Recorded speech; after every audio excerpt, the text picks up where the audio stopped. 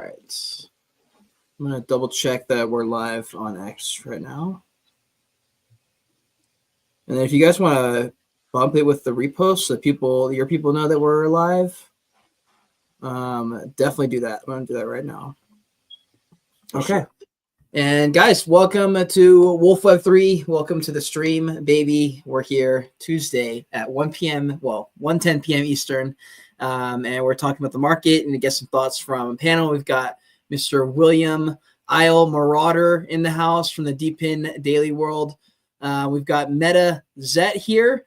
If you guys are in the gaming world and you know anything about the My Pet Hooligan world, then you've probably actually heard Zet's voice on a track that they put out a while back. So he's big in the gaming world. Both these guys host some spaces with us. And then, of course, we've got BC Bread in the house. Needs no introduction. The legend himself. How's it going, guys? It's going good, man. What's good? Let's get it. Excited to jump in. A whole lot of things are good, I think, actually. There's a lot of things going on in the crypto world. So I'll kind of throw it to Bread to lead, but we're kind of just going to talk about various things in the market that caught our attention. We're all paying attention to different sectors. And so certain stories have caught on.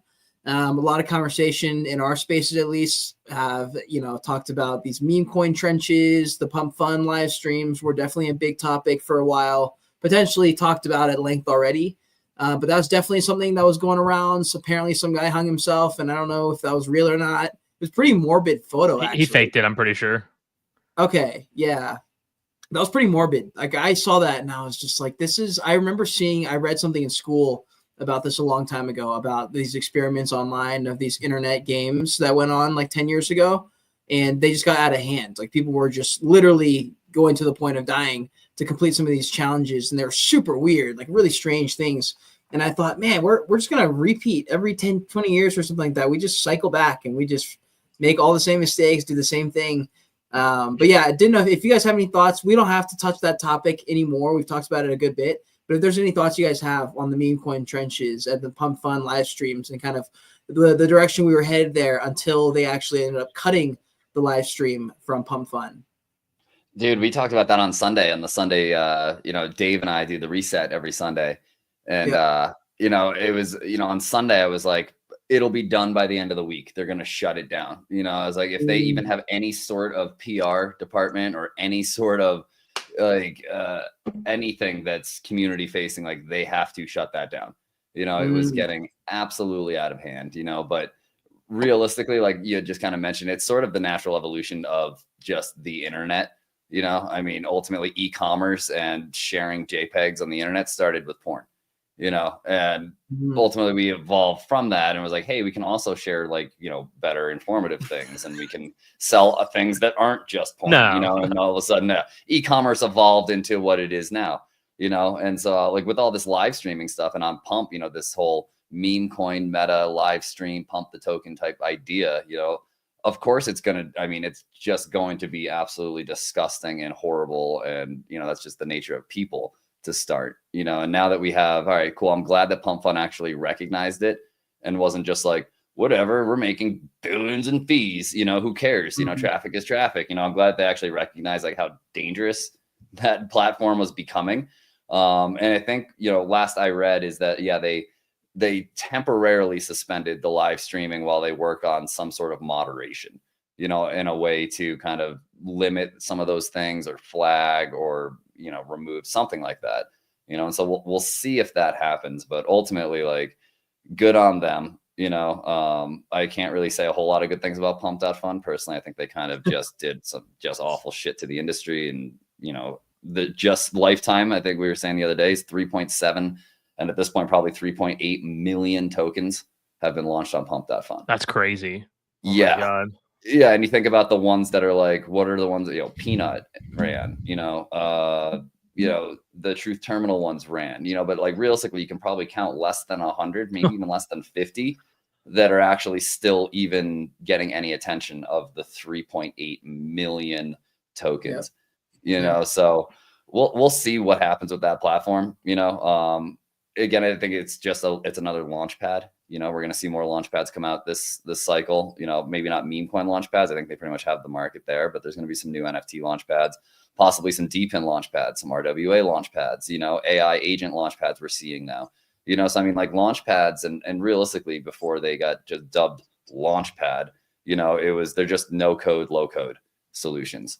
It's the same way influencers became KOLs. It was kind of like, well, we need to change the words so that people think it's new. And so now we have launch pads.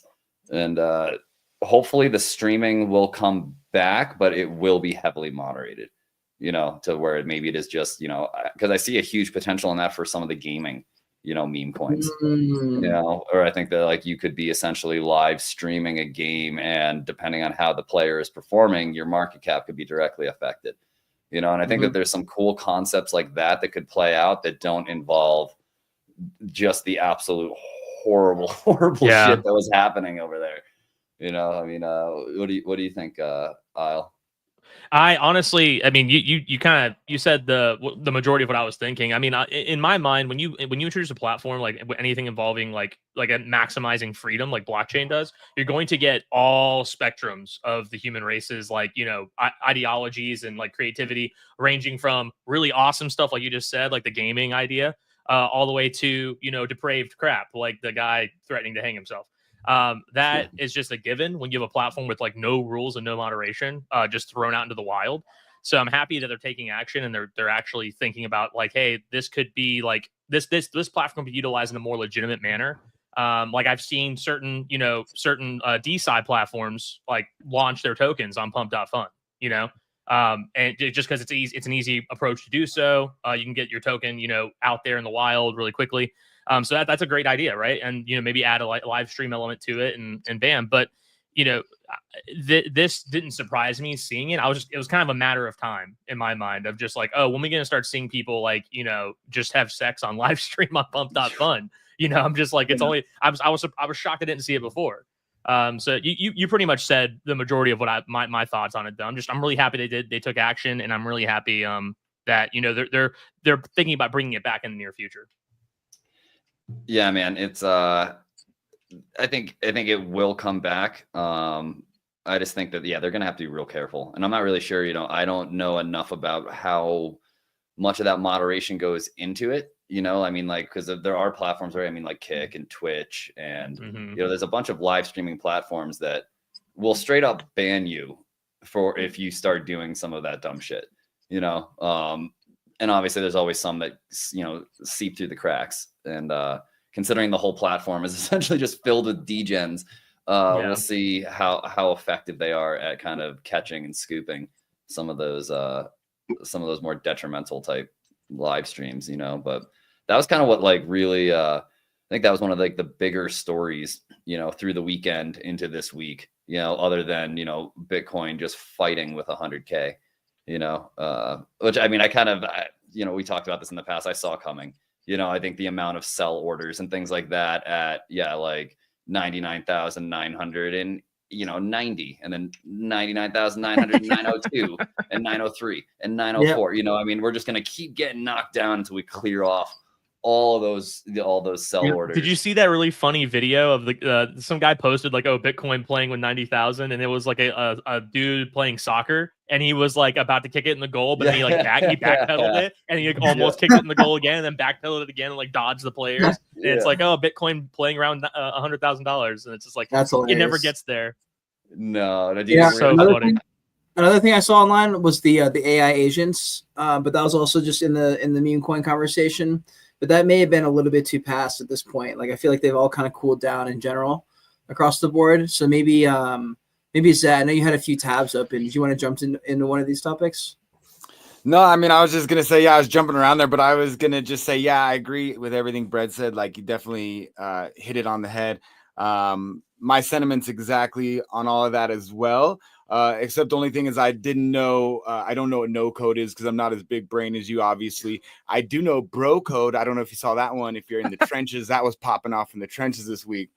But really? No, I'm surprised that it took them so long to, well, no, I want to say I'm surprised that it didn't take them so long to get it pulled down because they were making so much money. I think Pump.Fun made $14 million like the last day that they were allowing these streams, but it was getting real dark real fast. Like within like 24 hours, it went from like this unassuming, like sweet cherub bright-eyed kid who was like, I'm gonna stream it to 100 million, and then you had within less than 24 hours you had just the worst of the worst, just went total dark. Black Mirror on this episode of Web3 Black Mirror, Pump.Fun this week rather. So I'm surprised that they pulled it a little bit because they were making so much money, and I think that the streams were like bringing a lot of attention, obviously. So like to your point about modding, I mean, I could see them getting a bunch of mods in there to try and regulate and just pull anything that might pull red flags or anything like that. But also they needed to do it. They needed to pull it because they were getting a lot of attention. I don't know if you saw on Polymarket, they had a wager if it was going to get pulled or banned in the US by the end of the year. And I can't find it now. I just looked a minute ago, but I can't find it anymore because I would be curious to see what it is now, because before it was like very high percentage that Pump.Fun was going to be banned in the US by the end of the year. This was when all those streams were popping, and I just looked a little bit ago. I can't find it now. The only thing I see is about like a Pump.Fun token, if that's going to happen or not.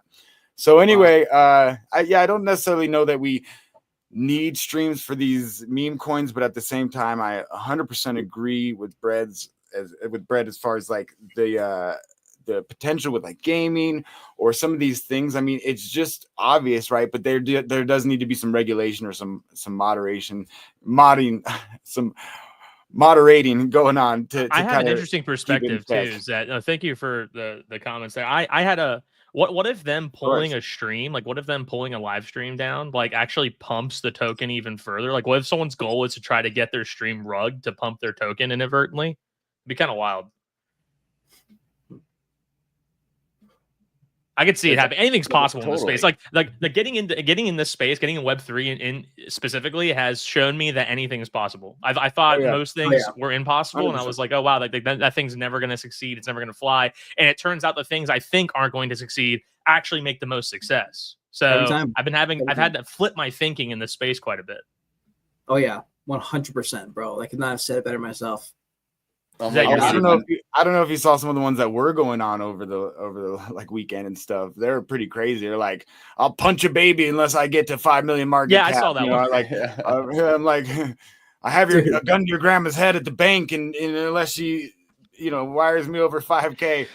Oh man, the guy in the dog cage was funny. I thought that was really funny. I thought the guy in the dog cage was actually hilarious. Is that guy off the toilet yet?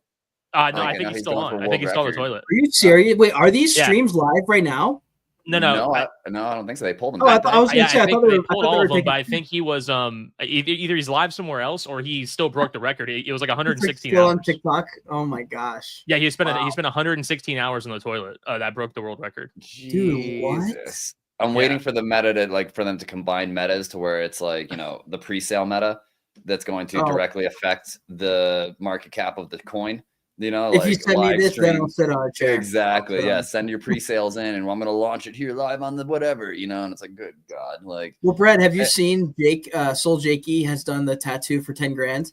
He's up to like 80 grand. He's had 8 people send him $10,000 to give him, to choose a tattoo to put on his body. That's not crazy though. Like my buddy did that back in 2021. You would pay someone $10,000? No, he got paid $20K. Like, dude, anybody listening, like, I'll straight up do that for $5,000. Like, let's fucking go. No, what I mean? Like, so for anyone listening or watching, my buddy Dumbbuck, him and his girlfriend, they got me into crypto. But on the stream that night, they got raided by Kobe. Someone said he looked like Sergey from Chainlink, and they're like, "Oh, you look like Sergey from Chainlink. You should get this tattoo of Sergey from Chainlink on your calf." And he said, "Okay, I'll do it." The guy's like, "All right, here's $20,000." And Buck showed me the tattoo. I'm like, that tattoo's dumb as hell. And he's like, I got paid 20 G's, bro. I don't care. What? I'll get a tattoo of Soul Jakey then if he gives me 20 grand. Oh, live right here, recorded. Yep, everyone heard it. Let's go. Totally. Can we all get tattoos of Soul Jakey on us? It'll be my first tattoo ever. Just saying. Oh, I'm like itching for new ink. I've got I've got a 3/4 sleeve on one arm, a couple on my back, one on my ribs, you know, and I mean, I've been itching for some new ink, but like right now with, you know, crypto pumping and whatnot, it's like, yo, any extra money, I'm not putting into ink right now. I'm rolling it into Bitcoin, you know, and so it's like, oh man, like If I yeah, pay for it, Brad, let's get a new ink in Art Basel. Come down to Miami. I'm down, dude. Let's go. I'm down. I will always get any tattoo that someone else is paying for, as long as I pick the location, unless it's a Even really Soul high dollar Jakey amount. though, Sure. like, of Soul Jakey. No, if I'm paying for it, it's a tattoo of me. It's not Soul Jakey. Yeah, that's fine. That's fine. It's just not going like here. You know what I mean? Like I'm not gonna have your face on my face. Like that's I know where to like put my it. line, I know where you to put it. Yeah. Oh yeah. So yeah, I'm down. Let's go. Let's all do Well, we'll do wolf tattoos, tats. Wolf Web 3 Yep. tattoos, Cade. Well, Wolf Web 3's buying. Let's go. Let's Hell go. Kate yeah. was already, I feel like Kate is already ready. I'm ready. I'm ready for some new ink, and we ride Hell for yeah. Wolf. That's what's up. Are we So, the gag bee boys? Oh god. the Wolf Pack? No, I don't know. I don't know if they'll like that. They'll like us taking The making a Gaggy moniker boys, yeah, that sounds we similar to definitely- theirs. Gag me, guys. The gag bee. Speaking of Bitcoin, though, guys. Speaking of Bitcoin, I don't know if you guys just saw, like literally not even 5 minutes before the stream started, but oh my goodness, where is it? I just posted it in the chat. I think Brazil made what is it? They just introduced a bill to create a strategic Bitcoin reserve. Nice. Wow. And Another Kraken, one. I'll share my screen here. And Kraken that just one. freaking they just put a comment on it. I thought it was hilarious. I was like, oh, it's a domino effect, and Kraken legit thought the same thing. Right here. Yeah. Bill to establish strategic Bitcoin reserve officially introduced. I mean, Wow. which is, it's not surprising in my mind, because like as soon as the US starts talking about it and as soon as other countries start doing it, every country's going to start doing it. So Mhm. I've always been of the mindset of like, hey man, don't sell your Bitcoin this cycle, stack it, because it's like, you're never going to be able to get it at a lower price ever again at this point. If this occurs, you know, it's not going to dip below six figures once the strategic reserve starts popping up. Yeah, there's been a few times I thought about. I'm pretty up on my Bitcoin, and I was like, man, I just want to take profit, but I'm sitting here like, dude, there's no shot this entire cycle I will get a better price than when I bought in already. Zero Yeah. chance. Way too low. So I'm like, okay, that sucks, because I guess this money's locked up for as long as I can bear. You know, like Mhm. but then the thing is, I really am starting to get sold on the idea that you don't sell the Bitcoin. It's really starting to make sense. So I'm sitting here going like, wow, I think I may have sold my last Bitcoin in 2024. Like I'll be a never sell Bitcoiner. You forever. borrow Like, against it. You borrow the weaker Yeah, that's currency a for good the idea. stronger one. You know, that's exactly what you're supposed to do. So when borrowing against your Bitcoin gets more like formalized and becomes easier of a process, I feel like it's going to be very common that people just don't sell their Bitcoin. They use other income streams to pay off the debt that they just incurred by borrowing against their Bitcoin. And there you go. It's It's a possible. cycle, upward cycle. I mean, that's what MicroStrategy is doing. So what you does know? that look like? Like, how much do you think that you need realistically? Like, let's say for a young Zoomer to get started, to have like a little nest egg, how much realistically do they need right now? And that's harder for some, you know, to just start putting some away. But a lot of people don't understand. You can buy you can throw any amount into it and just Yeah. DCA in, right? But like in order to like get set up in the future, and obviously we think it's gonna go parabolic, or you know, could hit these certain milestones or numbers, but like the advice probably, like you said, don't sell it, just hold it and then borrow against it. You know, the advice is probably just to DCA and Oh yeah, do just that. any amount's better than none. I told my brother, who's like super, you know, not financially savvy and has no Bitcoin. I was like, dude, just dump like $20 a week into it. I was like, you can afford $20 a week. I know you can. It's better than nothing, and you'll be stacking. Trust me. And like before you know it, you have X amount of Bitcoin. And in my personal opinion, I think everyone or every family at least should have at least 0.1. Yeah. 0.1 So Bitcoin. more normie questions, because I get these and I'm not, you know, smart enough to like fully answer them sometimes. That's why this is perfect. Like there's places you can just buy Bitcoin, right? Like PayPal or Cash App, that Yeah. sort of thing. Yeah. Do you have like actual ownership of that? Can you transfer that Bitcoin to another, like Yeah, to you can. a cold Yeah, you storage? can. Yeah, you could transfer it. I would not recommend keeping it there. If you want to buy it Oh, yeah, there, for sure. by all means, do it. Even But Coinbase, like, right, for that yeah, matter. like I have it on Yeah. Venmo too. Like I have that Venmo credit card where I get 3% Bitcoin cash back. So I just use it for all of my bills and all of my purchases. And I just get passive Bitcoin from that. And then I take it when it's a sizable stack and dump it into my ledger. Yep, that's what I do with my Coinbase card. I use the rewards to collect, you know, and then I Yep.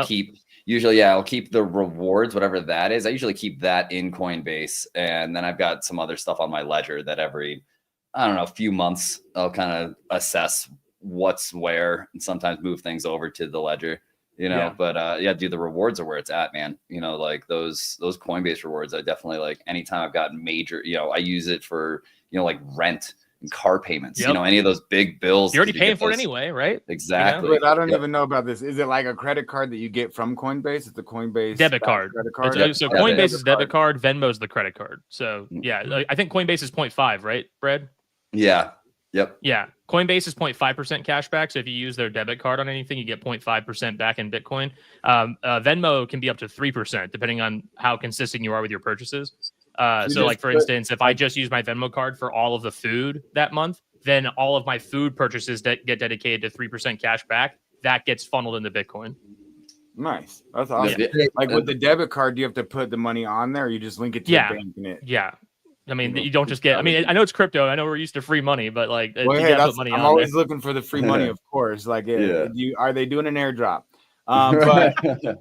But but I was just wondering, do you like just link it to your bank account, or do you gotta like load it up with money? You know what I You mean? link Load it. I mean, with Coinbase, yeah, you can link it straight to your bank account, and then that way for withdrawals, you know, if you need to cash out some crypto to go into fiat for any reason, you know, you can all do that right through the Coinbase app. You know, Or you can just let it sit in USDC and get that passive yield, and you can still Yep, and- spend your USDC directly on the debit Exactly. card. Yep, yeah, you can Should select we- on the debit card what currency you'd like to spend, you know. Yeah. And I usually recommend setting it to USDC or even just US like fiat dollars that are you can keep in like a cash account that's on your Coinbase account, you know. But yeah, because otherwise if you're spending like my CPA, like shout out Nick, you know, he like it was a problem Let's go. back in like 2021. I was using the Coinbase card. And I was like, oh, well, I'm getting at that time, it was like 2% back on Atoms, you know, in the Cosmos ecosystem. And I was using them as currency paying. Like I was like, I'm going to buy gas and use Atoms, and I'm going to buy beers and use these Atoms, you know, and ultimately it's like, yeah, so that's a taxable event every single time you're swiping that card because it's converting it from Atoms to actual like I was gonna fiat so that the say. processor can actually process that payment. You know, and so I was like, oh yeah, that year's taxes were a nightmare, you know. And so now it's kind of like, yeah, I use the Coinbase card, and I usually have it set to either USDC or cash on the Coinbase card. And anytime it's like, oh shit, I need to do something, just, you know, right in the app, swap it out. It's super handy. You know, I highly Nice. recommend it. Always getting the alpha with you guys. Well, shoot me the referral link in case they do an airdrop. You know what I'm saying? In other news, in gaming news, I guess I was going to bring this up on the space later tonight too, Zed. But have any of you guys checked out Shatterline yet? No, I haven't You seen can that send one. me the Dude, link or Shatterline referral is a link. lot of fun. It is probably the most polished Web3 shooter game that I've played because they've been Oh, wait. developing for years. Can you show it on screen at all, or is it too big of a game? I mean, I William, could hold probably on. try to 2 stream it. weeks ago, I have you on. Hey, no. wax. Listen, weeks that ago, was I 2 have weeks you ago. on It's a different wax. person. I was a talking different about person off back the then. grid. Off the is grid was the great. cleanest. Okay, well, we I already got can't run like, off the grid at max I settings think- on my computer. I'm sorry, I can't do it. It's Okay. it looks like garbage on my computer. I'm sorry. I love Off the Grid. It's a fun game. It is definitely super polished. I will say Shatterline, I can run it at 200 frames per second, and it looks amazing. And the shooting feels Yeah, really good. but Also, it's first person. It doesn't look like I can play Shatterline though on my PlayStation. So No, see, that's the okay. So Off the Grid wins there, of course. But I would say Yeah. Shatterline on PC is free to play on Epic Games right now. It's open beta. The multiplayer feels good. It feels like I'm playing like an Overwatch match, pretty much. And yeah, everything's pretty fun. I don't know. I was gonna bring it up Nice. with in the Yeah, space nice. later today, but I thought I'd just go ahead and announce that and shout them out because Oh, yeah. I'm having a fun time on it. Will you pull? Is there Web3? Yeah. So the thing with Or, Shatterline with your is it. something? I can pull it up here. The thing with Shatterline is that it used to be a just like standard like Web 2 game. And I guess that in their roadmap, they always planned on implementing like NFTs in the PvE side of the game. So the game is split into like multiplayer and then like PvE, like where you're fighting, AI and like whatnot and like collecting resources. So the NFTs only, as far as I know, only apply to the PvE side of things where you're fighting like robots and whatnot. not anything competitive, not anything in the PvP side of things. So you buy the NFT to get like extra resources, I guess. And they had to get off Steam because of that. They used to be an early access game on Steam, and the community was like in uproar after they came out and said we're putting NFTs in the game. The community was like, "Oh no, you're rugging the game. What are you doing?" And honestly, as far as I can tell, it's the same exact game that people were playing back then. They just added NFTs to it. So I don't really see what ownership, and they got mad. What chain? What chain is this? Avalanche. They built their own L1 on Avalanche. Yeah. Yep. Another AVAX. So another bullish thing for Avalanche. I just started sharing my screen if you want to see it. That's the game, Shatterland. It's pretty cool. I like it a lot, man. I'll share that.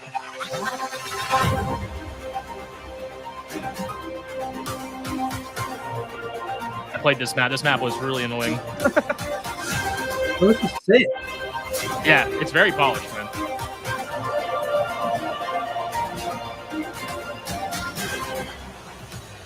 Yeah, I started getting pretty sweaty, like pretty competitive in it.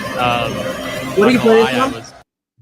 On PC, on Epic Game Store. You know, as soon as they come out with a product that's under $5,000, that's like a retail product that we can use to have a generally good time in a VR/AR like experience, and I can play something like Pokemon and see it and feel like I'm really there, bro, I will become a gamer overnight. I'll become a gamer.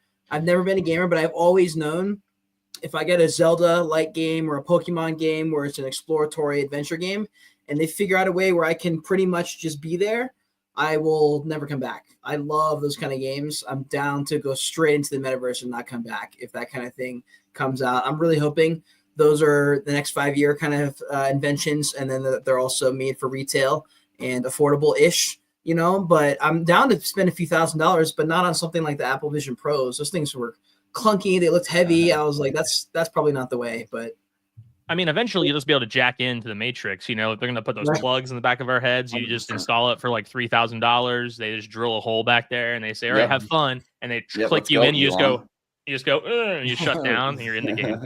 Brett, that's like Neuralink V2. Yeah. What's that, Kate?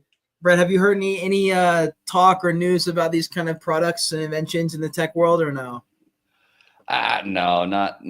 Everybody's focused on AI and agents right now. That's like all that anybody's talking about is like, what can I make these agents do for me so I don't have to do the things that I have to do? You know? Yeah. So let's talk about that.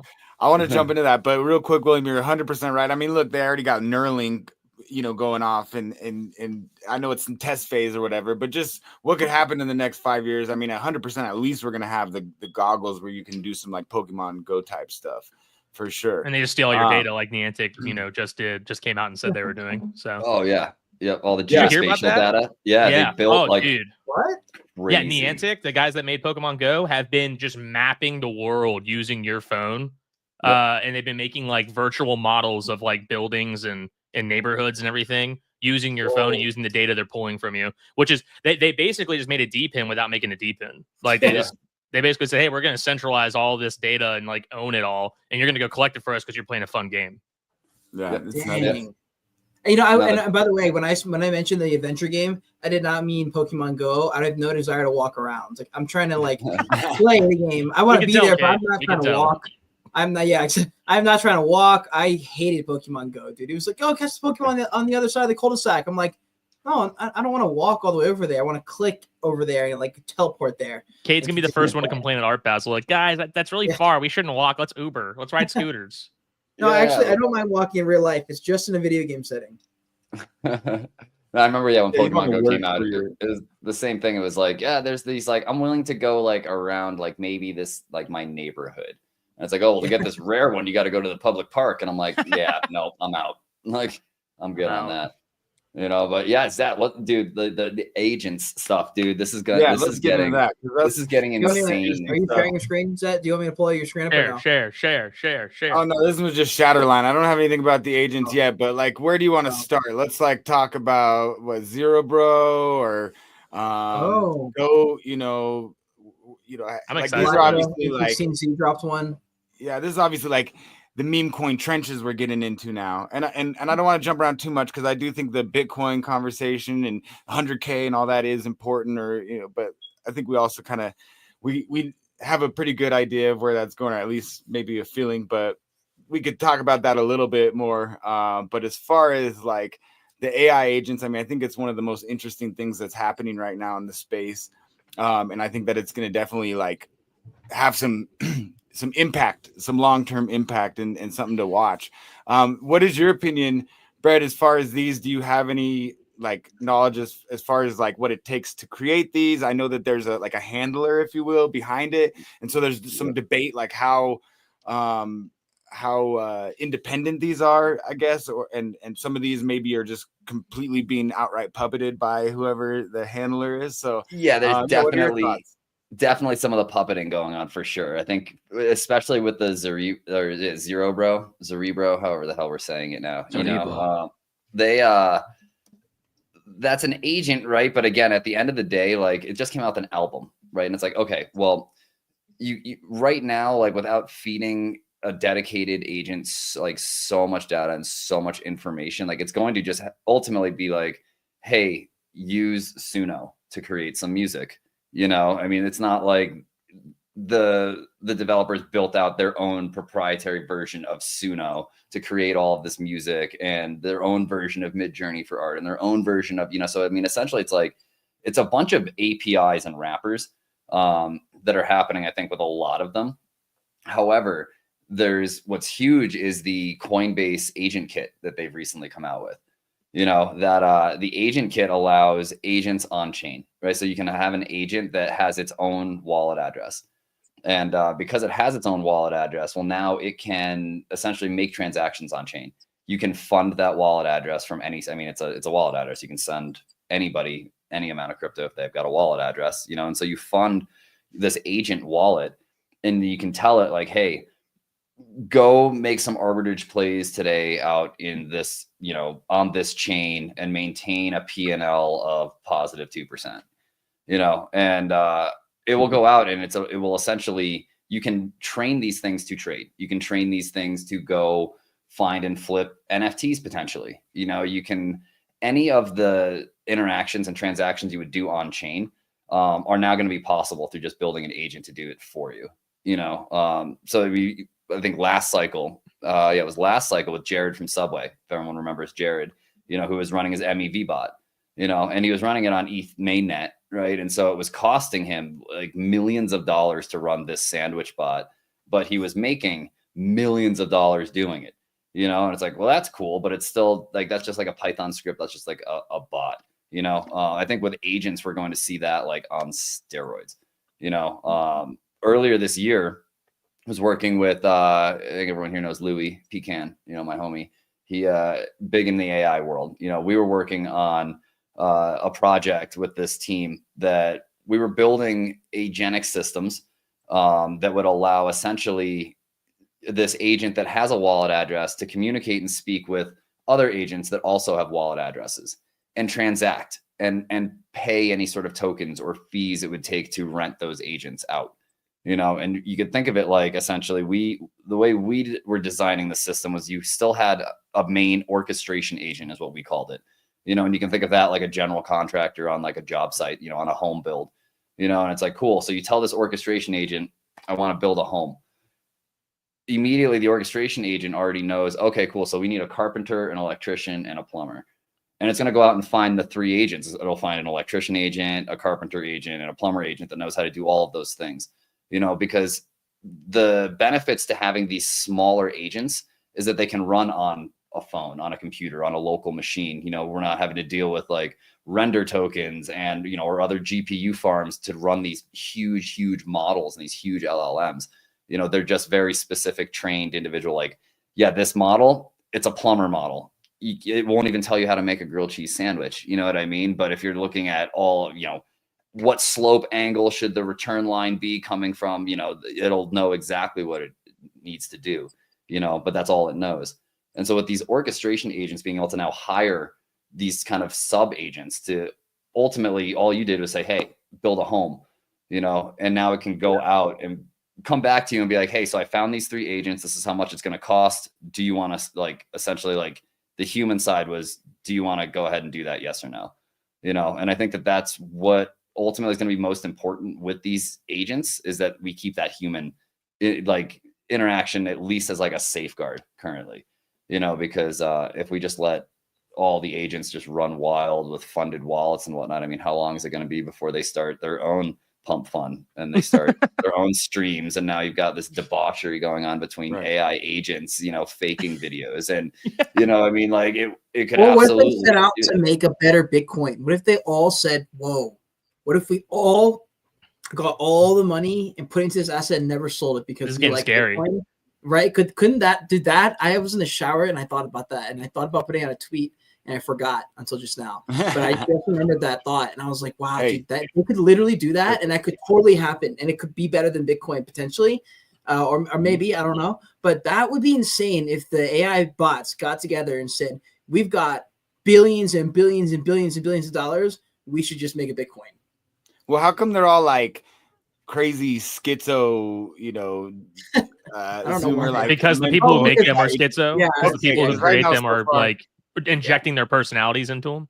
Because it all started with like Goat, right? The first engineer or dev, if you will, like created this Goat.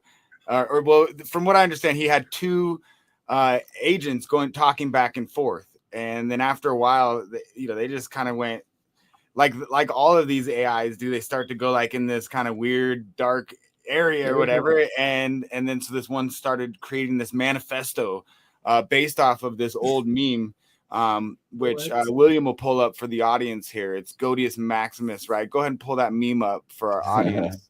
Godius Maximus? Yeah, go ahead and look it up. Kate, I'm typing it now. Don't pull it up. I just want him to look at it. Yeah, don't actually share screen it. Don't share screen it because it's very obscene. So that's the thing. I don't see anything. Is Godius Maximus is like the meme coin, right? So it created this manifesto based off of this meme from like what video game, like some 90s video game, meme of some guy bent over stretching his backside open, or something, some kind of, so some really obscene meme, right? That's what I'm saying. So he created this whole manifesto based off of this, and basically his theory is that his goal is what's important is longevity, is I guess survival, right? And so the greatest way for survival for it is attention. And the greatest way to get attention is this kind of thing. And so it sure is working, because then it, it had this Twitter account, X account, and then degens, as they are, were interacting with it.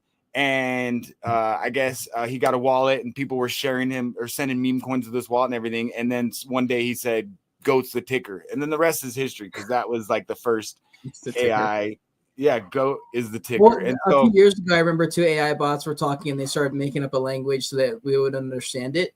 And I remember being like, "What? Why? Why are you doing this? Why?" That was the Why? Google and Meta, or one or the other. It was Google or Meta, but essentially they created these AIs that they formed their own language and then started communicating with each other and building programs that none of the other developers or anybody could even understand the language. And so let's shut that down before. Yeah, that's concerning.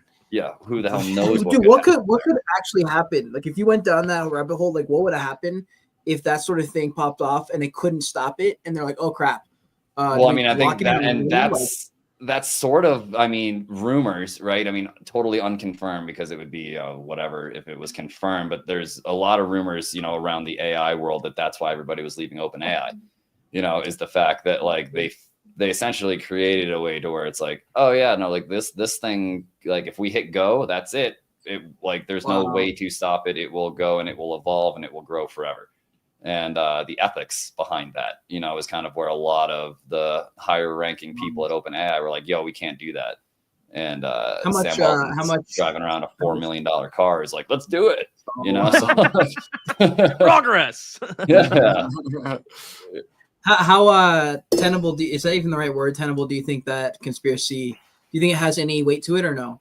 I think that has some weight to it, considering what was his name? He left. Ilya left and went and formed his AI company, focusing on security first.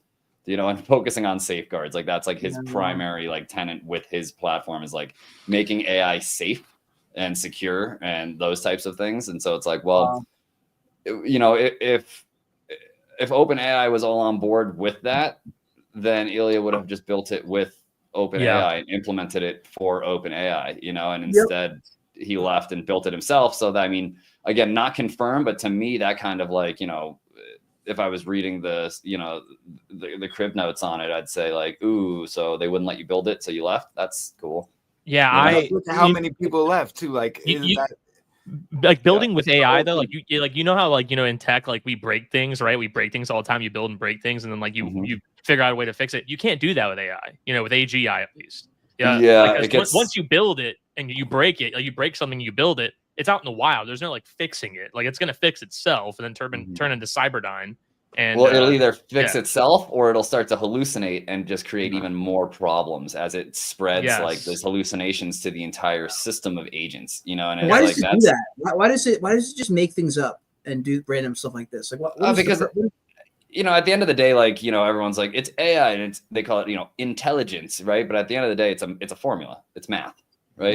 You know, there's absolutely nothing that can be true random that's created digitally, because it will all boil down to math and a 1 or a 0. Well, that's why AGI is so terrifying, because it's like it's not just math, right? AGI is exactly. Exactly. AGI. Wait, will you break down AGI real quick?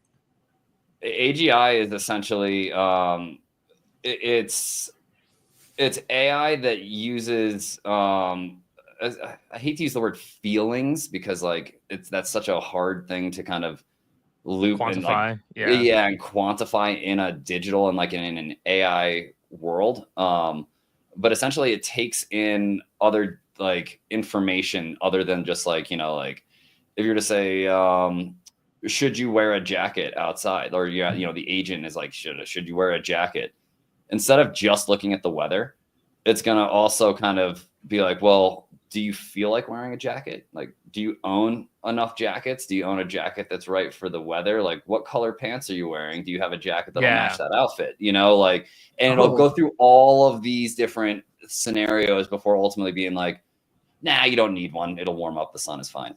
You know? It's like the little robot butlers in like the movie Interstellar. Would that be AGI? Like the ones that walk around and they talk to you and you like converse back maybe and forth. I think of AGI as more like Scarlett Johansson and Her, like the AI assistant in Her, like, because that thing, like, you know, that movie was freaky, dude. That movie it creeped me out. I was like, what I understand, it's where it like, because it goes from large language models to LQM, large qualitative models, and that's what you're talking about, I think, from what I've understood. And also what I've heard is like that is going to be huge with blockchain technology, how it merges with blockchain, the potential or like it kind of needs blockchain technology for the data or for how much energy that it's going to consume. Yeah, so 100%. Bullish for blockchain for sure. Yeah, well, and that's the thing, is that the people aren't really like paying attention.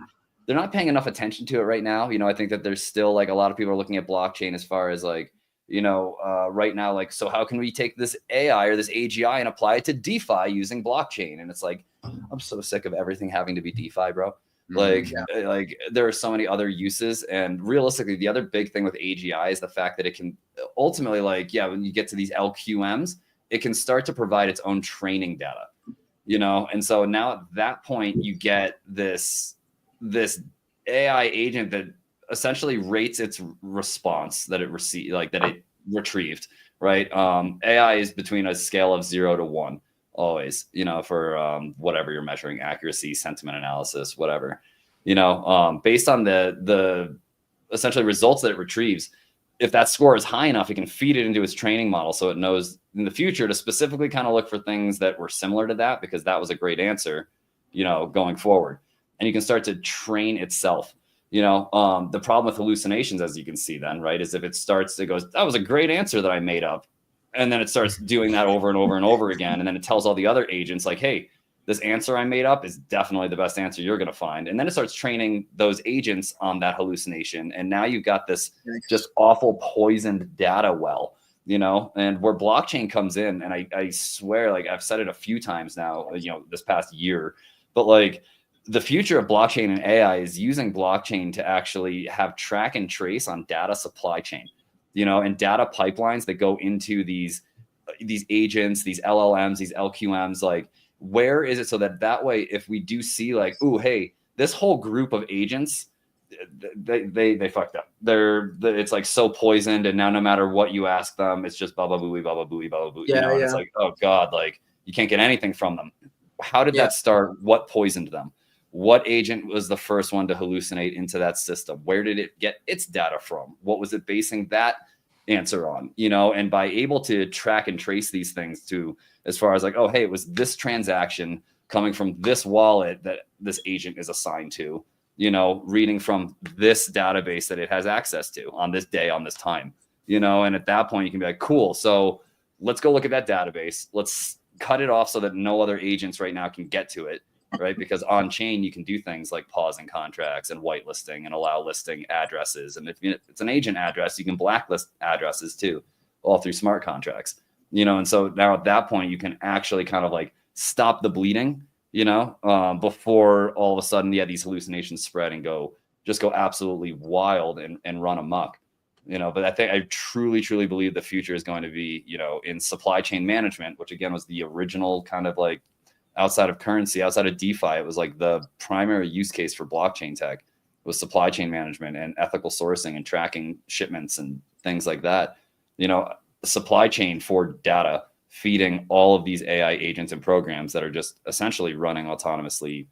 I mean, eventually, like the entire world, probably, man. Like, I don't think that's too far out of reach. Yeah, you know? Totally. Yeah, blockchain makes complete sense. I mean, like, you know, in a world with like, and obviously in the digital world, the information and data is like infinitely copyable. You know, you can just copy data over and over and over again, and like there's infinite amounts of it. So basically making data individualistic and saying, hey, like this piece is, you know, this happened at X time on this at this date, like kind of timestamp it in the blockchain, makes it so you can trace, you can backhaul like where the data came from and find the source and say, oh, well, these thousands of AI agents are all infected with bad information because it was sourced from this information at this time. Exactly. And that's just the beautiful thing of blockchain. Yeah, exactly. I mean, we're already doing it. The FDA does it with food already, and we've been doing it for years and years and years, you know. I mean, especially with like, you know, dairy products is a great example. You know, it's like if somebody gets sick off a particular batch of yogurt or something, you know, it's like that, like whether you know it or not, like on that little cup of yogurt, there are identifying numbers, and there are like, it's almost like a serial number that has batch ID, source, you know, age, date, production date, you know, like all of these different things that ultimately they can go in and be like, oh, hey, we're issuing a recall. You know, that's how products are recalled. You know, they ultimately, you know, we just had a big one out here in Colorado with onions and listeria. There was a huge recall that happened, you know, and they were able to track and trace it down to a particular farm that came from this batch of onions. So anybody that received those onions, throw them away. And then they could contact all of the different restaurants and things like that, you know, that had those onions, and they threw them away. You know, it's the same exact principle and ideas that we have to start thinking about with data as we start just, you know, spinning up random agents to be like, oh, I want you to only answer me like Tom Cruise, you know, and you give it a bunch of just random data, and, you know, you train it on a bunch of Tom Cruise movies and whatnot, you know, and it's like, cool.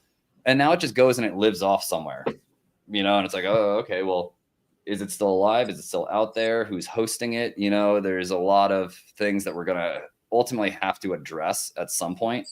Just right now, it's so, I mean, we're still so early in the whole AI kind of revolution right now. You know, it's still early. I mean, like, it's still early internet days. We have 50 different search engines and 10 different versions of Wikipedia and, you know, all these things. But ultimately over time, yeah, we'll thin the herd, and we'll get the ones that are actually like doing it correct. You know, the winners essentially. But right now, dude, I mean, it's I highly recommend, you know, everyone, I've got mine here somewhere.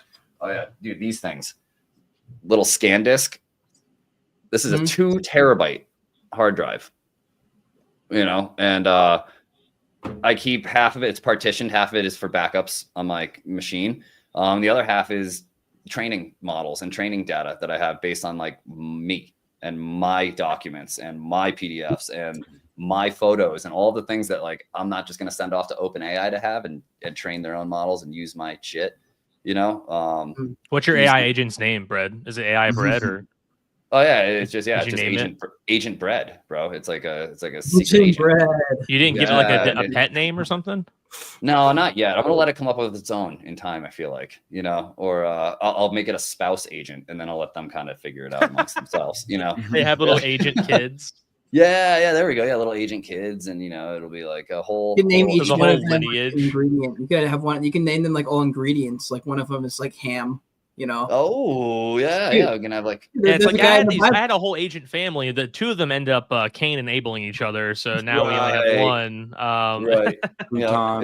They're gonna end up on like Agent Dateline, and it's gonna be a whole thing, And so, yeah, but no, yeah, I AI recommend, agent Love is Blind. like GPT Oh, boy. for all. Yeah, GPT 4 number 4 all is free, and you can run it locally on your machines, and you can download any sort of different kind of models that you want to use it or use it with, and then point it to training data. And I use it for anything that's like I said, I'm training my agent on my local stuff.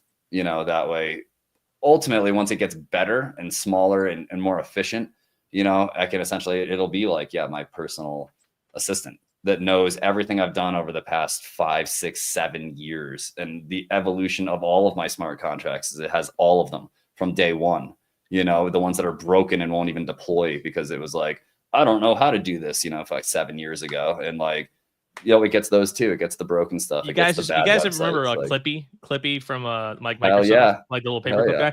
guy. So Yep. when you talk about AI agents like that, I just imagine like some form of like Clippy, like some like pop up coming up Dude, when I'm my about to make a wife did the terrible same decision. thing. I'm about to click a bad link or something, and it's like, come on, Will, don't do that. Like we both know where this goes, and it's like, damn, thanks, Clippy. Yeah, right, dude. Yeah, Clippy was GOAT, bro. Like that was like the original, With the OG chat buddy. Yeah, using it in like Microsoft Word, being like, make this bold. And it's That's just like, probably oh, think of that because it was like the first like chat buddy. yeah, and it's realistically, I mean, it kind of goes to show that like as advanced as AI we're getting with it, at the end of the day, it's still just ML. It's machine learning. Yeah. It's recognizing patterns and regurgitating shit based off what it has to operate on. Why you showing us all this red, Cade? You just made me sad. Why'd you do that?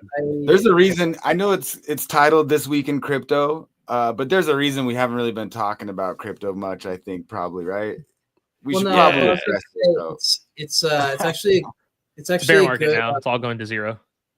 It's actually a good conversation on how we think the game theory might play out this cycle, because people are speculating on what kind of cycle it'll be. Like I've actually heard a lot in the last couple days or the last couple weeks about the market cycle lining up with 2021, and now a lot of people are thinking we're gonna have a really similar run up like we had in 21, and a lot of people were against that idea before because they're saying that was a very specific situation of COVID that allowed for this floating ecosystem. But now people are saying, hey, everything's pretty much planning out the exact way it did in the past. Let's just roll with that until we're proved wrong, essentially. And so now a lot of people are thinking we're going to coast a little bit back and forth choppy until inauguration. And then pretty much from inauguration, we're up only. And then we have a very similar year. We run up. Maybe there's a blow off top for a couple of months and we cool off for a summer again, which I would never be surprised with. I thought that was going to happen this past summer, and it did. So I ended up pulling out of the markets entirely. I was heavy cash, and I'm glad I was. And then we, end up making another comeback and have a crazy rest of 2025 before we crash and then have another bear market. That's kind of a theory I've heard in the last couple of weeks, developing a lot more in the last 7 days or so. But I am curious if you guys have any thoughts on any kind of game theory that might play out. I mean, William, you mentioned earlier, once the Federal Reserve kicks in, if that becomes a thing and we end up holding Bitcoin as an actual asset on our balance sheet in a bunch of countries and companies follow, if that ends up happening, we see Bitcoin pretty much never revisit these kind of prices ever again. And this 92 Bitcoin starts to look really, really cheap and like it's on sale. So yeah, I'm curious. Maybe Willie, if you want to jump in, and then we can kind of just go around. I'm really curious. Yeah, I mean, it's kind of like I just said, like in terms of Bitcoin itself, not necessarily crypto as a whole. I think we're once the world, the countries of the world start using Bitcoin as a strategic reserve asset, even allocating like as little as 5% of their reserves to it, I feel like we're going to see, never see below 6 figures ever again. That's just normal for Bitcoin. It was always in the cards. This cycle, you think? You think it'll be this? This will be the I cycle. don't know. I don't know how fast the governments move really slow, so I don't know how quickly it's going to happen, especially democratic governments. Obviously China can sign off on it tomorrow, but like most of the democratic governments of the world, they have processes they have to go through. And they're all going to look a little different, right? You're going to have 5% allocations here, 1% allocations here. So it's going to take some time for sure. But I definitely think, in the near future, we might dip down just depending on, the sentiment around the world in terms of war going on across the ocean. You might see a dip down to like maybe 80,000 again or something like that. I wouldn't be shocked. But I think these are still great prices to buy it at. In terms of the rest of the market, I feel like not allocating any more to your already secured alt positions is a smart play, and just stacking up cash, just buying up as much as you can on those dips. But if you are up a lot and you're in profit on a lot of alts, like let's say Solana, what I've been doing recently is I've actually been taking profit on Solana and siphoning those to other plays that I think still haven't popped off yet. So like I'm bullish on things like Tempe coming out and making a crazy move, as well as Peak. Peak launched and it's still a very low market cap. So I've been like slowly dollar cost averaging. Yeah, what's up? Drop that CA or share your screen. I want to actually look at that. Drop the CA, Yeah, bro. here I can share my screen here. Yeah. Yeah, I was thinking about trading this token. I did see that the other day, and I was going to bring it up, and I forgot. So I'm glad you brought that up. Yeah, no, Peaks. Here's on CoinGecko. If everyone can see my screen, it's 26 cents right now. Market cap's about $100 million. I'm fully diluted. It's about $1 billion. I don't know the exact timing of all their unlock schedules and whatnot. I got to pull up that sheet again. But yeah, I mean, it's still a great market cap for Peak. I mean, the deep in market cap in general, like the entire deep in space is a little over 30. Yeah, about $30 billion. And if Peak's going to be, the home of deep pins, I could easily see this hitting, like $5 billion, $10 billion just to start, so it's a good play in my mind. I think what's really stopping it right now is the fact that it's not available on more central exchanges.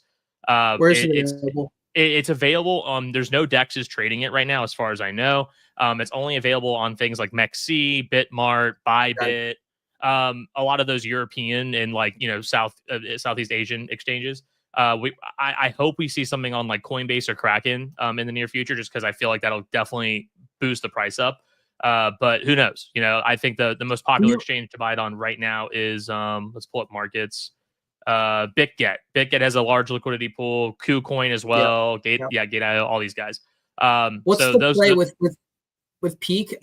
Are they a clear leader, as in like this is probably the play because they're an industry leader? They'll likely remain like who's their direct competition, and like where are they in the race? Are they far ahead of other companies in the race that they're racing, or is there like a bunch of competition? Like how much of an easy play, I guess, will Peak look like in a few months / years, you think? So with Peak, it's like you have an app chain essentially, and I've been super bullish on app chains because you have a chain that's built specifically for one purpose, one or several purposes, and it excels above all those other chains that are trying to do the same thing. So for instance, you have direct competitors like IoTeX that are doing the same thing. I'm not sure the exact amount of DePINs that IoTeX has, but Peak already has 50 plus building on top of their chain, like 50. So that's a lot of capital flowing through the ecosystem, which makes me super bullish on it. The tools they offer to help DePINs build and scale extremely quickly are very unique in the space compared to things like Solana, which are more general use. So like, Solana and Ethereum, they have lots of DePINs building on top of them, but there's no specific way for those DePINs to scale very quickly and efficiently on those chains, whereas Peak has the tools built in. It has functionality built into it to like entice these DePINs to come over. Like they come over and say, "Hey, like why are you building on Ethereum? Come on over. The water's warm." We'll help you build out your project super quickly. And there you go. I mean that's the play for it in my mind with Peak, is that you have an app specific chain that's going to like basically just make it so if you have a DePIN idea, you can build it on their testnet Crest, see if it has actual real world use. And then if it graduates from Crest, it goes on Peak immediately, and then you have a live token. You have all the tools that you need to make that DePIN as successful as possible. So that's why Peak's a really we've kind of joked about it and called it like the ETF for DePINs, So if you want to have like broad DePIN exposure, that's how I thought about it. You can just buy Peak. To figure out a play. That's why I said DePINs is one of the ones I'm interested in, but haven't done too much investing into yet with money. So I was kind of like, what are the plays on here? Because I pretty much just spread out my plays on gaming picked a bunch of coins that I know will do well. They're very well known. So that's what I was going to do with deep pins and RWAs both. I was going to say, okay, who are the 3 to 5 well-known names out here that I can just put my bets in and not have to do too much deep research on, but just have an idea of who they are and how they fit in the ecosystem. Like I'm a big believer that the market kind of looks like a board game in some ways. And if you understand the board game better than other people, you can typically play it better. So the more things you know, like if you know a little bit about charts and you've got a couple years of trading under your belt, you're gonna be a lot more well equipped to trade some of these deep pins, even more equipped potentially than someone who understands the deep pin space more than you. But if you understand a little bit of both, you should be kind of like a killer this cycle. Yeah, and I think mean, and you're spot on there. A lot of money for a lot of people. You're spot on there. Like the way I view deep pins has always been like why allocate a lot of your position to them when you can just farm them and do an allocation that way? You know, like with grass, for instance, I haven't dumped a dime into grass token. I've only farmed it, and I've only had upside because I haven't dropped a penny into it. You know, like I turn it on. It's on my computer right now. Like I farm it. I get my airdrop. Call it a day. So what's up, William? Sorry, real quick. I just wanted to ask, like, for a normie, you know, asking for a friend here, but I think I've asked you this before, but asking for a normie, where would they start? Like, I think I like set up grass on my computer, and I think maybe that was kind of a joke, or I don't know, you know, the grass extension or whatever. But like getting into deep pins, if someone was brand new and maybe didn't have any money or anything to get into it, like where would you point them to get into? If you had no money to get into deep pin, I would start by downloading things like Silencio on your phone. As well as Nadix, using those free applications and just starting to farm those. You can get things like Gradient, Dawn, as well as Grass. Those are all 3 of those I mentioned are bandwidth farmers that are free to download. I would just start there. I mean, look at the Grass token. You know, it's done extremely well. I just pulled it up on my stream. It's $3.14. You know, right now. I literally received like 400 tokens for the first airdrop at like 80 cents a token. You know. So I've had nothing but upside with this thing. Of course, I've taken some profits and siphoned it into other things. But I mean, those are just great deep pins that I feel like everyone should be farming because you can. Yeah. You know, this is stuff that is easy to activate, easy to put on. There's no cost up front to you aside from having an internet connection and a smartphone. And start going at it. You know, those are my thesis on deep pins. Traded on ETH. Yeah. So Peak. So my one qualm with Peak, I'm a Peak ambassador. I love everything they're doing. Is that they have they built on Polkadot, so they're a Polkadot like substrate like network. That's how they built their layer 1. And so they have an EVM token, but also like a substrate token, like a Polkadot substrate token. Which one should I? If I'm going to trade it, you can only buy the EVM token right now. Okay. So that's why it got a little confusing at first. I was like, wait, so I have to buy the EVM token, then I have to go to Peak's website, bridge it to the substrate, and then I can stake my Peak on Peak's network, and you get like average 7% yield. So that's that. Right. I'm not a huge fan of frictions like that. Like frictions like that bother me a lot because I try to think from like the normal person standpoint. But I mean, it's still relatively easy to buy the token. You just go on an exchange, buy the token. You can take it off, put on a MetaMask wallet, call it a day. Sometimes friction's bullish. You know what I mean? It's easy True. to get harder to get off. But so no money. You start with something like Grass or something like that. But you got a little capital. You would say Peak. But definitely. Also, I mean, for broad play, for a broad exposure play, yeah. And just most basic fundamental, if you're interested in getting into deep pins, make sure to check out the deep pin show on Wolf Web 3 on Spaces on X. Oh yeah, and I think it's also it's important to remember too that like as the deep pin and Peak, like I'm bullish on Peak as well, you know, but that doesn't mean that I'm necessarily bullish on every single project on that chain. You know what I mean? Like there will be clear winners, and some of them won't make it. You know, so like whenever you're realistically going to be like buying into some of like the low market cap, you know, investing in some of those projects or trying to farm some of the things, you know, it's not a, you know, like Peak is not going to be the next Bitcoin. You know what I mean? Like this isn't something that it's very specific use case, and then find out, you know, like it's really where it helps, you know, doing some, you know, not necessarily even research, but just looking into what these deep pin projects do. You know, like I love, again, Silencio is my favorite one. It's the one I use for anytime somebody's asking me about deep pin. You know, and like, what is it? Give me an example. Silencio was always the very first one I mentioned because I think that like of all of the deep pin projects, they're one of the biggest winners because they're actually solving a Web 2 problem collecting data in a way that can't be done really other than a decentralized way, and rewarding the users for doing it, and it's just like a win-win-win, great use of the tech, great idea, and the data that they're collecting is actually valuable to people outside of Web3. It's like really like noise pollution data is so valuable for city planning, for realtors, for, hunting, there's so many different things that you have to look at noise pollution levels for before you can get a permit or before you can build something, and so it's Silencio is absolutely, I'm a big fan of them. But again, then there's 50 plus, I think, now on Peak. There's 50 plus. And there are a lot of them for different uses too. Like there's a lot of privacy ones. There's a lot of decentralized compute ones. There's one called Bistro. It's a peer-to-peer food delivery network. So like so like basically instead of Uber Eats, you use Bistro because like there's it's more decentralized, more peer-to-peer, less fees and everything. It's supposed to be cheaper. So there's a lot of interesting stuff on there. Yep, exactly. It's just like it's still early in that whole ecosystem. The Peak token just launched like a couple weeks ago, maybe, or last week, or November 12th.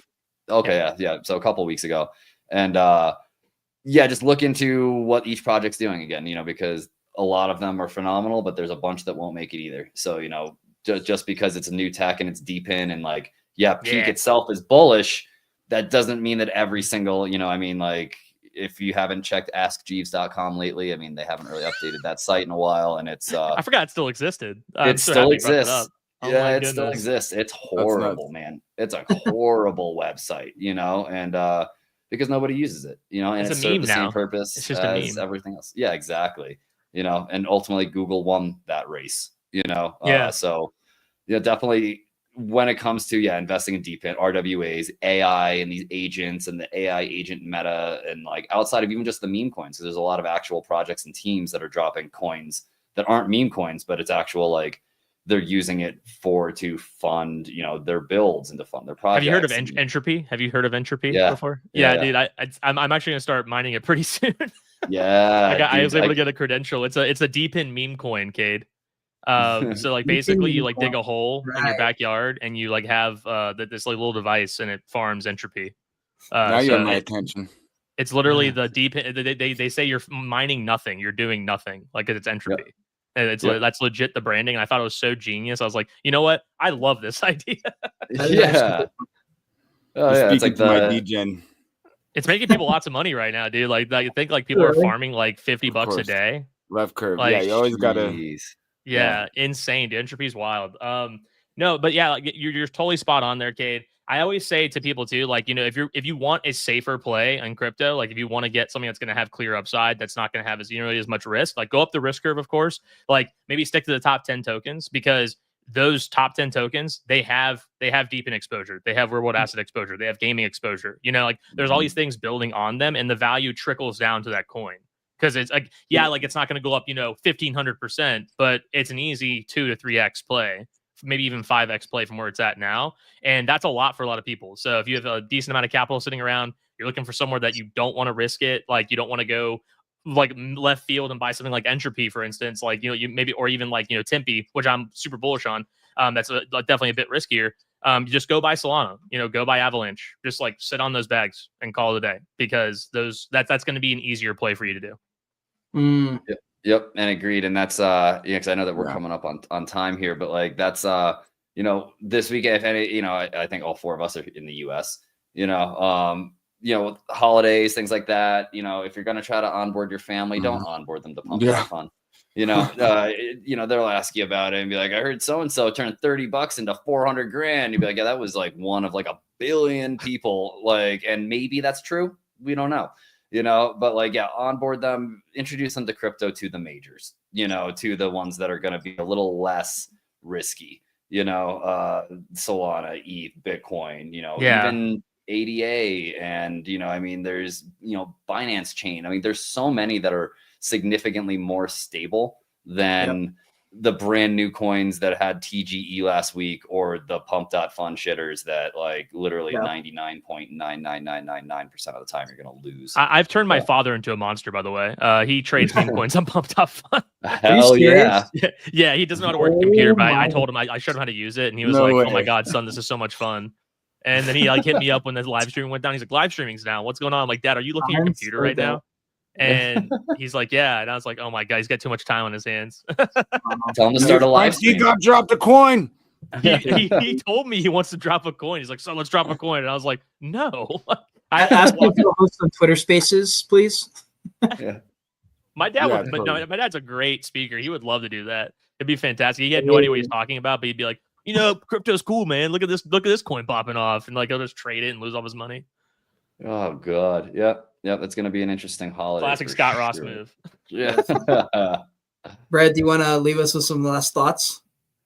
No, man, this is good catching up. You know, I know there was a kind of an ad hoc space today. You know, it wasn't really a topic. Figured we just kind of like freeform, kind of shoot the breeze on crypto markets, what's been happening, the news, Pump.fun going down. Maybe it'll come back. You know, Bitcoin is going to keep flirting with 100K for personally, I think until the spring. That's where I think we'll actually cusp over that 100K mark. I think probably February into March is where we'll actually break it. Again, I'm a garbage trader and not financially intelligent, really. That's why I'm in Web3. And so ultimately, like, who knows, right? It could break tonight for all I know. Yeah. But realistically, based on enough cycles through these quote unquote trenches, like I think spring is where we'll cusp over 100, and then it's going to rocket from there till, like you said, probably summer, a little pullback, and then we'll keep climbing up. But in the meantime, especially again, anybody watching, listening, as you try to onboard your family members that are calling you an idiot for buying crypto and all of these things, right, the past several years, and now all of a sudden they're like, oh, what's this Bitcoin thing, and introduce them to majors, just like, onboard them to like, a MetaMask wallet probably, or a Phantom wallet, just a regular EOA, an externally owned account wallet, and just show them what the majors look like, and show them what Bitcoin was this time last year. And show them what it was this time 2 years ago, because I'm pretty sure it was like 16K 2 years ago. Yeah. You know what I mean? Like, and now we're at almost 100, so it's like, hey, so like, here's what you should be doing, like, yes, if you want to play the lottery, here's Pump.scratch off ticket, and you can go ahead and throw $2 at 100 different tokens, and maybe one of them you'll win. Chances are you'll lose on all of them, but like, it's less of an investment and more of a gamble. Whereas, if you're going to onboard anybody to crypto, teach them about investing. It's everybody knows how to gamble. I mean, like, literally, like, even my kiddo is like, I'll bet you. And it's like, no, we're not doing that here. Like, I'm not going to start gambling with you over V-Bucks, bro. That's not happening, and so, yeah, dude, just like another, I hope everyone has a great holiday, it gives some alpha here. I'm actually dropping an NFT project on Base Friday, on Black Friday, that will allow. Wait, really? Oh, right. Yeah. Right. Yeah, sorry, please. When whitelist, what do I gotta do? Yeah, where's our airdrop? Hey, he said No, you gotta no. get his face tattooed on you. Okay, That's I right. can do that. Yeah. For allow list, you have to have my face tattooed on your face. No, but it's essentially, it's just a fun little project I've been sitting on for a while. It was just kind of like, I built it during the bear because I was bored, and ultimately it allows you in the actual NFT window itself. So like in any of your wallets, to check the price of the top 75 major cryptos on a 1 hour chart, a 24-hour chart, and a 7-day chart. And we'll ultimately show you based on the background color. Well, I mean, it'll show you like whatever the P&L is, for that time period. But the background changes, based on whether or not you're positive or negative on that particular. Oh, that's place. cool. That's Yeah. really Okay, cool. for real, I do need this. Wait, So Tim- what? Yeah, what are the man. details? Where can I get it, dude? It's Yeah, on come on Magic now, Eden. come on. We need the Friday alpha, on Base. Brad. Base? Yep, Friday Okay, on Base. and I'm gonna What's the have supply? building the minting site today, just finishing that up, so that I can have that live, so you can mint it directly from a standalone website that I'll host. And they'll be on Magic Eden and probably on OpenSea too. Not that I don't think anybody uses OpenSea anymore. Maybe Broken Sea. until they come out with that airdrop, right? Fingers crossed. Yeah. Fingers crossed, man. Like that, if the OpenSea 2.0 drops, dude, that would be. I'm not holding my breath at all, but like that would be the liquidity push to send us just parabolic It in would this be. industry. You know, It would be. but yeah, ultimately, dude, yeah, total supply right now, I've got it set to 2222. You know, total Ooh. supply, and they're like 0.003 or 0003 base. On base. It's like Okay, $10. I'm ready. I'm ready to go. You know, Just so what do you? I got to get your face tattooed. yep. How do the normies? Again, another normie question. How would someone go about maybe getting on the allow list here?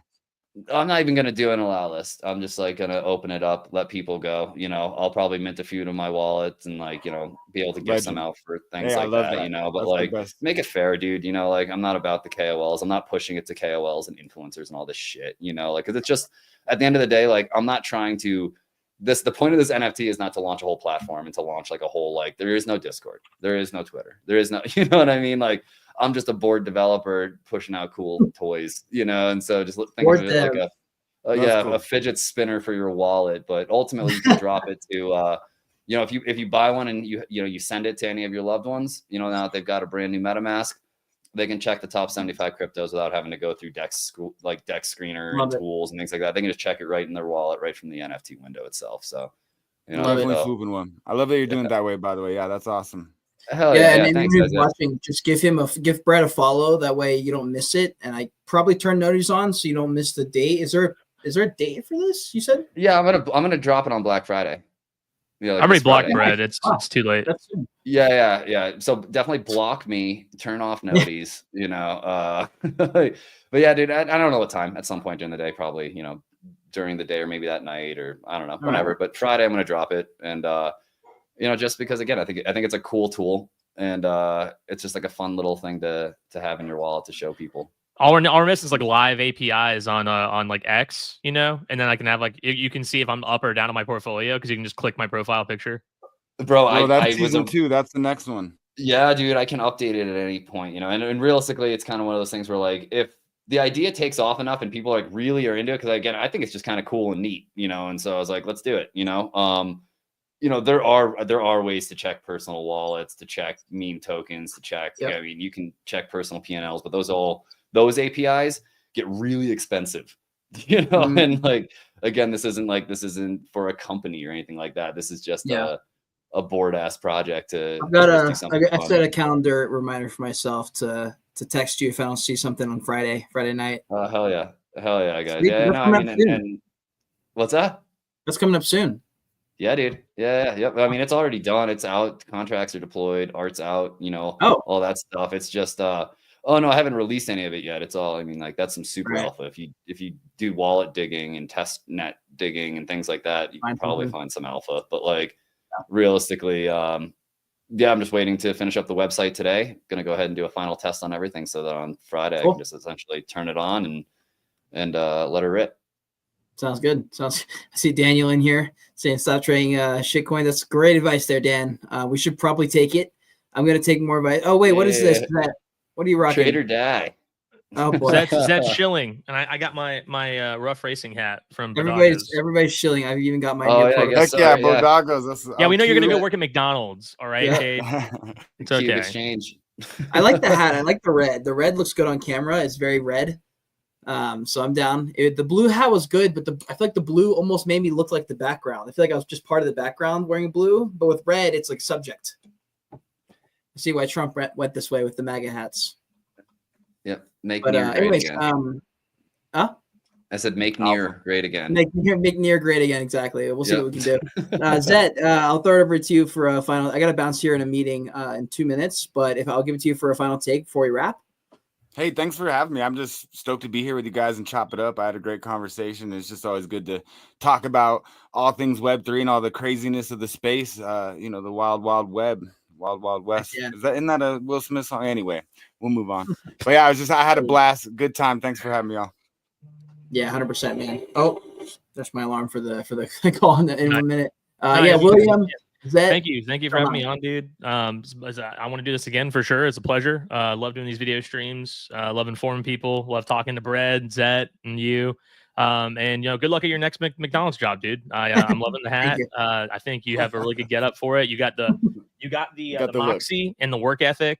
Hey. And I feel like Wolf Web 3 is losing a really good employee to McDonald's, so they really need to step up your Yeah, pay. sorry, Wolf. I'll be out of here in 1 week, and then that's awesome. And also, by the way, guys, if you haven't already, please give them a follow on X. You can see William's handle right there on screen. It's also up there, not in the title because he came on. He was a late addition, but he's down there in the comments. If you can't find his Zet and Brad are both in the title, as well as myself. Definitely give us a follow if you enjoy the conversation, and repost the conversation, repost the stream if you enjoyed it as well. But definitely give these three gentlemen a follow. Bread, as always, dude, thanks for coming on and leading the combo. This is great, getting to pick your Giga Brain for a little bit of time. And we'll come back for next week. I think next week we should be good. I know next week we've got Art Basel. So for part of the week, I think we're going to be outie. But for the first half, I think we should still be good. So yeah, man, I think we'll wrap here. Hope you all have an amazing rest of your day. We'll see you later. Thank you, man. Yes, sir. Later, gang. And